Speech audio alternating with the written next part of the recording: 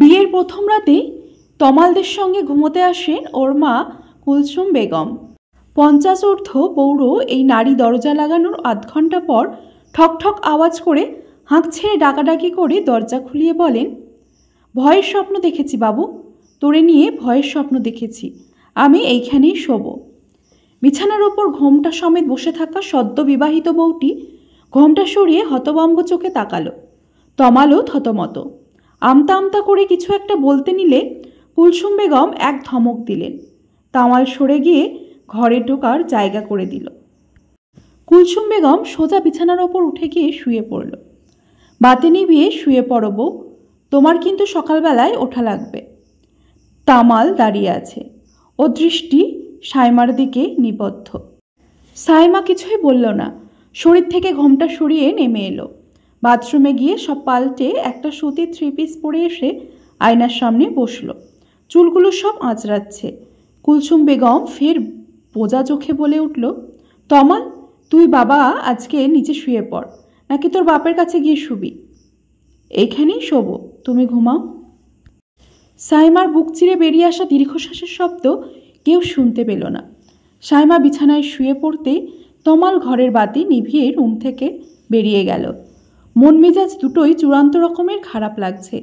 এই মুহূর্তে একটা সিগারেট না জ্বালালেই চলছে না।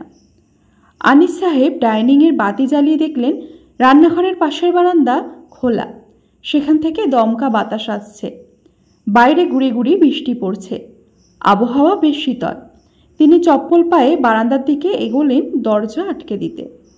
কিন্তু তমালকে সেখানে দেখে বেশ অবাকই হলেন। তুই এখানে কি করিস? তমাল হঠাৎই চমকে ওঠে। পর মুহূর্তে নিজের বাবাকে দেখে খানিকটা ধাতস্থ হয়ে আনমনে উত্তর দেয়, এমনি। তুমি কি জন্য? কিছু লাগবে? আনিস সাহেব ছেলের পাশে এসে দাঁড়ালেন। তোর মা ঘুমিয়ে পড়েছে? তোর মা এরকম ছিল না রে বাবু, যতদিন যাচ্ছে ও কেমন পাল্টে যাচ্ছে। ওকে নিয়ে কি করা যায় আমিও নিজে অনেক ভেবেছি। তমাল কোনো উত্তর করল না। হাতের ভেতর জ্বলন্ত সিগারেট লুকিয়ে রেখেছিল বাবাকে দেখে, সেটা গ্রিল দিয়ে বাইরে ছুঁড়ে ফেলল। অনিস সাহেব দীর্ঘশ্বাস ফেললেন। আমি ওকে বোঝাবো, এখন তোর বিয়ে হয়েছে, তোর জীবনেও প্রাইভেসি দরকার। মাকে একটা ভালো সাইকিয়াট্রিস্ট দেখালে হয় না বাবা? ও কি ভাববে? আমরা ওকে পাগল ভাবছি। তমাল দীর্ঘশ্বাস গোপন করে, সাইমা খুব অস্বস্তি বোধ করছে, আমি ওকে কি জবাব দেব? বৌমার সঙ্গে আমি কথা বলবো, তুই এসব নিয়ে চিন্তা করিস না। এখন এইভাবে দাঁড়িয়ে না থেকে এসে শুয়ে পড়, আমার ঘরে আয়। তমাল কথা বাড়ালো না, চুপচাপ আনিস সাহেবের পেছন পেছন তার ঘরে গিয়ে উপস্থিত হলো। অনেক রাত অবধি সাইমা জেগে রইল। এপাশ ওপাশ করেও কিছুতেই ঘুম আনতে পারল না তার দু চোখে। পাশে তার শাশুড়ি ভোঁস ভোঁস করে নাক ডেকে ঘুমোচ্ছেন। বাইরে বৃষ্টির তাণ্ডব। মাঝরাত থেকেই বড় বড় ফোঁটা নামতে শুরু করেছে। পৃথিবী পুরোপুরি শীতল, আরামদায়ক। এমন আরামে কাঁথা মুড়ি দিয়ে শান্তির ঘুম ঘুমানোই যায়। কিন্তু সাইমার মনে হচ্ছে এই মুহূর্তে সে পৃথিবীর সবচেয়ে অশান্তিজনক জায়গায় রয়েছে। তমালের সঙ্গে তার বিয়েটা পুরোপুরি পারিবারিকভাবে হয়নি, কিছুটা নিজ উদ্যোগও ছিল। তমালের সঙ্গে পরিচয় বছর 2 আগে একটা ডিবেট ক্লাবের অনুষ্ঠানে। তমাল ছিল গেস্ট আর সাইমা হোস্ট। সেখান থেকেই আলাপ। অনুষ্ঠানের বাইরেও 2বার মিট আপ করেছিল তারা।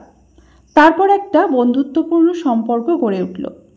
বলা বাহুল্য, তেমন প্রেম না থাকলেও একসাথে সারা জীবন পার করে দেওয়ার সিদ্ধান্তটা অনায়াসে নিয়েছিল 2 জনে। সাইমার পরিবার থেকে কোনো ঝামেলাই হয়নি। এডুকেটেড মেয়ে, জব করছে, ছেলেও ভালো, পরিবার উচ্চবংশীয়। তমালের বাবা এবং 2 চাচা একদিন এলেন, কথা বলে দিন তারিখ পাকাপোক্ত করলেন। মধ্যে শুধু একবার ওর শাশুড়ির সঙ্গে ভিডিও কলে কথা হয়েছিল সাইমার। তখন ওনাকে কেমন একটা লেগেছিল, যেন সাইমাকে ঠিক পছন্দ করতে পারছেন না। সাইমার বড় ফুফু বললেন, সব মেয়েকেই অনেক কিছু মানিয়ে গুছিয়ে শ্বশুরঘর করতে হয়। সাইমা তাই খুব একটা পাত্তা দিল না। বিষয়টা হলো, কিন্তু আজ এমন আচরণে সাইমার ভেতরটা ফেটে যাচ্ছে। মাথার ভেতর একটি প্রশ্ন বারবার ঘুরে ফিরে আসছে, সে কোনো ভুল সিদ্ধান্ত নিল না তো? শেষ রাতের দিকে চোখটা লেগে এসেছিল। 6টা না বাজতেই শাশুড়ি ডাকাডাকিতে লাল চোখে উঠে বসল সে। কুলসুম বেগম ইতিমধ্যেই উঠে নামাজ পড়ে ফেলেছেন। সাইমার দিকে তাকিয়ে বললেন, তুমি কি নামাজ কালমা পড়ো না? সাইমা থতমত খেলো। জি, আজ রাতে ঘুম হয়নি তো, তাই সকালে হয়েছে। ওই রকম 2-1 রাত আমরাও অনেক না ঘুমিয়েই কাটিয়েছি, তাই বলে বেলা পর্যন্ত বিছানায় গড়াগড়ি খাইনি। এখন শ্বশুরবাড়ি এসেছ, স্বামীর ঘরে এসেছ, এইখানে তোমার অনেক দায়িত্ব, বুঝতে পেরেছ? সাইমা মাথা দোলালো। সকালে নাস্তাটা সবাই 8টার মধ্যেই খায়। উঠে হাত মুখ ধুয়ে রান্নাঘরে আসো। রুটি বেলতে জানো তো নাকি? সাইমা পুনরায় মাথা দোলালো। যাক, পারো তাহলে কিছু। আজকালকার মেয়েরা তো আবার খাওয়ার ঘুম ছাড়া কিছুই বোঝে না। আসো, আমি আলু ভাজা বসাচ্ছি, তুমি হাতে হাতে রুটি বেলে দাও। সাইমার ইচ্ছে করলো হাত পা ছড়িয়ে ও কাঁদবে কতক্ষণ। বালিশের পাশ থেকে ফোন নিয়ে দেখলো সবে 6টা 12 বাজে, বাইরে এখনও বৃষ্টি পড়ছে। এমন আবহাওয়ায় কার ইচ্ছে করে এই ভোরে উঠে রান্নাঘরে যেতে? তার ওপর সারা রাত ঘুমই হয়নি। সর্বসাকুল্যে ঘণ্টাখানেক ঘুমিয়েছি মাত্র, তবু সাইমাকে উঠতে হলো। এখন তার মুখের ওপর চিৎকার করে মাকে বলতে পারবে না, আমাকে ঘুমাতে দাও, বিরক্ত করো না। সাইমার হঠাৎ করে 2 চোখ ভিজে উঠল। মায়ের মমতা এখনো হাড়ে হাড়ে সে বুঝতে পারছে। কুলসুম বেগম একা একাই গজগজ করতে করতে আলুকুচি করছেন।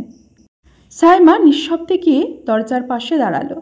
কুলসুম বেগম তার উপস্থিতির টের পেয়ে রাগ সমেত বললেন, মেয়ে মানুষ এত ঢিলেমি করলে হয় না বউ।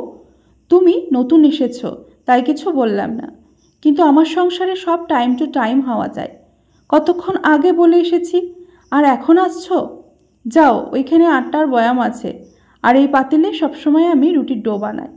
বেলন ফিরি ওই লাল ড্রয়ারে, বের করে তাড়াতাড়ি রুটি বেলো। সাইমা চুপচাপ সবগুলো আদেশ পালন করতে লাগলো।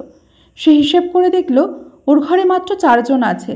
4 জনের জন্য 15টার বেশি রুটির দরকার নেই। সেই হিসেবেই পানি চুলায় বসালো। তা দেখে কুলসুম বেগম আবার তেলে বেগুনে জ্বলে উঠলেন। এত দূর পানি দিয়ে কি করবে? কয় পিস রুটি বানাবে তুমি? আরও পানি নাও, 30 পিসের নিচে যেন কম না হয়। সাইমার মাথা ঘুরে উঠল। এত রুটি কে খাবে আম্মা? কে খাবে তা দিয়ে তোমার কাজ কি? আমি খাবো, তোমার শ্বশুর খাবে, তামাল খাবে। তোমার মন চাইলে খাবে, নাইলে খাবে না। তোমাকে 30 পিস বানাতে বলেছি, 30 পিসই বানাও। সাইমার বুক চিরে দীর্ঘশ্বাস বেরিয়ে আসে।